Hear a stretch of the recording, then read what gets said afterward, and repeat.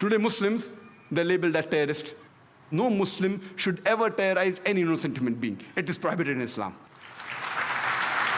We know that many a times, two different labels are given for the same person, for the same individual, for the same activity, more than 60 years back. When India was being ruled by the British government, there were many Indians who were fighting for the freedom of the country. These Indians who were fighting for the freedom of the country, by the British government, they were called as terrorists. But we common Indians, we call them as freedom fighters, as patriots. Same people, same activity, two different labels. If you agree with the view of the British government that they had a right to rule over India, then you have to call these people as terrorists. But if you agree with the view of the common Indians that the Britishers came to India to do business, they have no right to rule over us, then you have to call them as patriots, as freedom fighters. These same very Britishers, they call Bhagat Singh, Chandrasekhar Azad, Subhash Chandra Bose as terrorists. Do we agree? Not at all. Just because the Britishers say, just because the Americans say, we don't have to believe, we have to fight for justice. They were patriots, they were freedom fighters.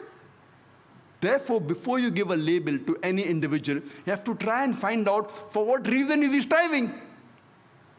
We have several such examples in world history. Time does not permit us to give all the details. I'll just give one more example of the American Revolution, which took place in the 19th century. And we know in 1875, during the American Revolution, there were many Americans who were fighting for the freedom. The Britishers were ruling America. And these people who fought for the freedom by the British government, they were called as terrorists. And number one in the forefront was Benjamin Franklin, George Washington.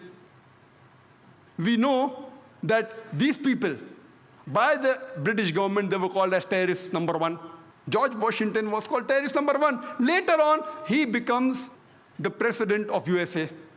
And he happens to be the same terrorist number one. He becomes the president of USA and happens to be the godfather of all the presidents to come, including George Bush. Imagine the same people who the Britishers called as terrorists. Now they're allies. They are the best friends. The time keeps on changing, depending upon historical background, depending upon geographical background. What we come to know, in short, whoever is in power, whatever label he gives, the label gets stuck. Whoever is in power. Today, America is supposed to be in power.